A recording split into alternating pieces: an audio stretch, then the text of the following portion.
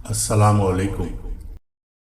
Saudi अरब के रिहायशी एक शख्स ने ख्वाब देखा कि एक शख्स उससे कह रहा था, इस फ़ोन नंबर पर रब्ता करो और फला शख्स को उम्रा कराओ। फ़ोन नंबर बड़ा वाज़ेह था। नींद से बेदार हुआ तो उसे ख्वाब अच्छी तरह याद था, मगर उसने वहम जाना और ख्वाब को नज़रअंदाज कर दिया। 3 दिन मुसलसल एक ही ख्वाब नज़र आने के बाद वो शख्स मोहल्ले की मस्जिद के इमाम के पास गया और उन्हें बताया। इमाम मस्जिद ने कहा, फ़ोन नंबर याद है तो फिर उस शख्स से रब्ता करो और उससे उम्रा करवा दो। अगले रोज़ उस शख्स ने ख्वाब में बतलाया हुआ नंबर डायल किया। जिस शख्स ने फ़ोन उठाया उससे ज़रूरी तारुफ के बाद उसने कहा, मुझे ख्वाब में कहा गया है कि मैं तुम्हें उम्रा करवाऊँ, लिहाजा मैं इस नेक काम की तकमील करना चाहता हूँ। जिस आदमी को उसने फ़ोन किया वो ज़ोर से हंसा और कहने लगा, कौन से उम्रे की बात करते हो? मैंने तो मुद्दत हुई कभी फ़र्ज़ नमाज भी अदा नहीं की और तुम कहते हो कि तुम मुझे उम्रा करवाना चाहते हो। जिस शख्स ने ख्वाब देखा था वो उससे इसरार करने लगा। उसे समझाया कि मेरे भाई, मैं तुम्हें उम्रा करवाना चाहता हूँ, सारा खर्च मेरा होगा। खासी बहस के बाद आदमी इस शर्त पर रजामंद हुआ कि ठीक है, मैं तुम्हारे साथ उम्रा करूँगा, मगर तुम मुझे वापस रियाज मेरे घर लेकर आओगे और तमाम तर अखराजात तुम्हारे ही ज़िम्मे होंगे। वक्त मुकर्ररा पर जब वो एक दूसरे को मिले तो ख्वाब वाले शख्स ने देखा कि वाकई वो शक्ल और सूरत से कोई अच्छा इंसान नहीं दिखाई देता था। उसके चेहरे से आया था कि वो शराबी है और नमाज कम ही पढ़ता है। उसे बड़ा ताज्जुब हुआ कि ये वही शख्स है जिसे उम्रा करवाने के लिए ख्वाब में 3 मरतबा कहा गया। दोनों शख्स मक्का मुकर्रमा उम्रा के लिए रवाना हो गए। मिकात पर पहुँचे तो उन्होंने गुस्ल करके एहराम बांधा और हरम शरीफ की तरफ रवाना हुए।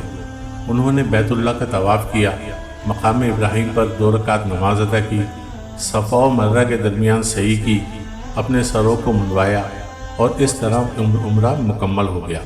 अब उन्होंने वापसी की तैयारी शुरू कर दी। हरम से निकलने लगे तो वो शख्स जो बहुत कोशिश से उम्रा करने पर आमादा हुआ था कहने लगा, दोस्त, हरम छोड़ने से पहले मैं 2 रकात नफिल अदा करना चाहता हूँ। न जाने दोबारा उम्रे की तौफीक होती भी है या नहीं। उसे क्या एतराज़ होता। उसने कहा, नफिल पढ़ो और बड़े शौक़ से पढ़ो। उसने उसके सामने नफिल अदा करने शुरू कर दिए। जब सजदे में गया तो उसका सजदा तवील से तवील तर होता चला गया। जब काफ़ी देर गुजर गई तो उसके दोस्त ने उसे हिलाया।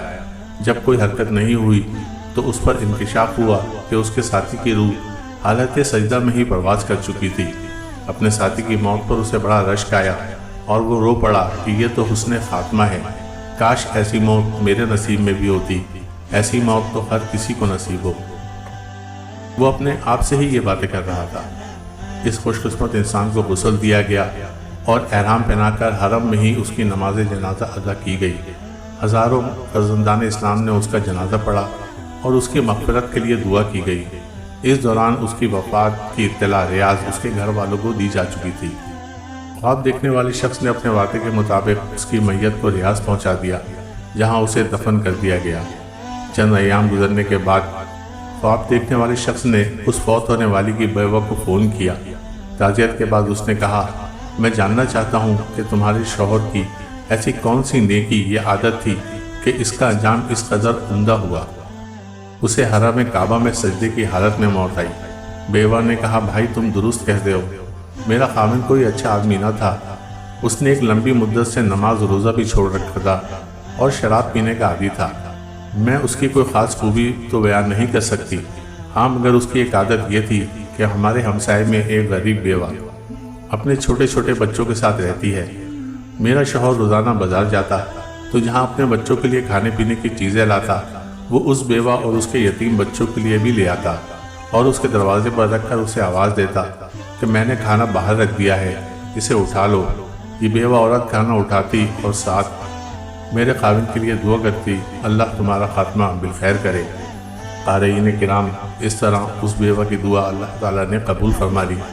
बेशक भलाई के काम आदमी को बुरी मौत से बचाते हैं। दोस्तों, वीडियो पसंद आती है तो लाइक, शेयर और सब्सक्राइब करें। शुक्रिया।